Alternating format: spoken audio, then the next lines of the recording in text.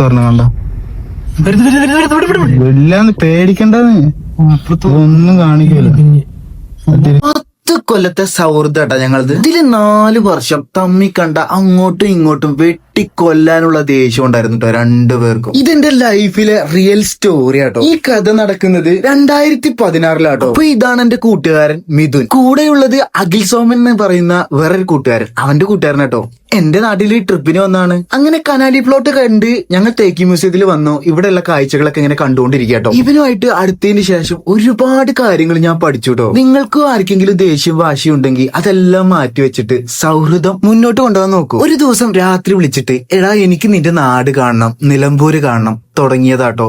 ഓ പുള്ളി പറയുന്നത് സൗണ്ട് കേട്ട ആന വന്നിട്ട് ചവിട്ടി കൊല്ലും പുള്ളിനെ. എവനാണ് നായകൻ?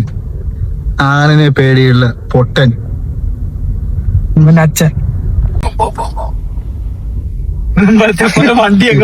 നീ എന്തിനാ പേടിക്കുന്നത്? ഒന്നല്ലേ ആൾക്ക് അപ്പുറത്ത് പറഞ്ഞ കണ്ട, അപ്പുറത്ത് പറഞ്ഞ കണ്ട, നീ അപ്പുറത്ത് പറഞ്ഞ കണ്ട കാണുന്നുണ്ട, നീ അപ്പുറത്ത് പറഞ്ഞ കണ്ട.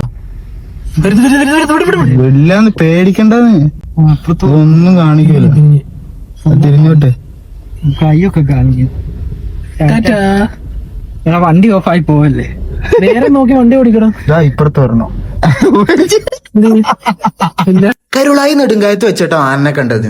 ഞങ്ങളെ യാത്ര മുന്നോട്ട് പോയോണ്ടിരിക്കുക. ഞങ്ങളുടെ അങ്ങോട്ടും ഇങ്ങോട്ടുള്ള സംസാരം കൊണ്ട് ചോരം കേറിയതേ അറിഞ്ഞില്ല കേട്ടോ. എന്റെ മോനെ ഏകദേശം ഒക്കെ പിടികിട്ടിക്കാണല്ലേ ഞങ്ങൾ എങ്ങോട്ടാ പോകുന്നേന്ന്. അപ്പോ എന്റെ നാട്ടിൽ നിന്ന് ആനനെ കണ്ട് മസിനിക്കുടി വഴി ഊട്ടിയിലേക്കുള്ള യാത്രയാണിത്. ഈ ലോകത്ത് ഏറ്റവും മനോഹരമായത് സൗഹൃദാട്ടോ. അതിനുള്ളൊരു തെളിവാണ് ഞങ്ങളുടെ ഫ്രണ്ട്ഷിപ്പ്. ഇതിന്റെ പാർട്ട് 2 രണ്ടാം ഭാഗം വേണമെങ്കിൽ കമന്റ് ചെയ്യൂട്ടോ.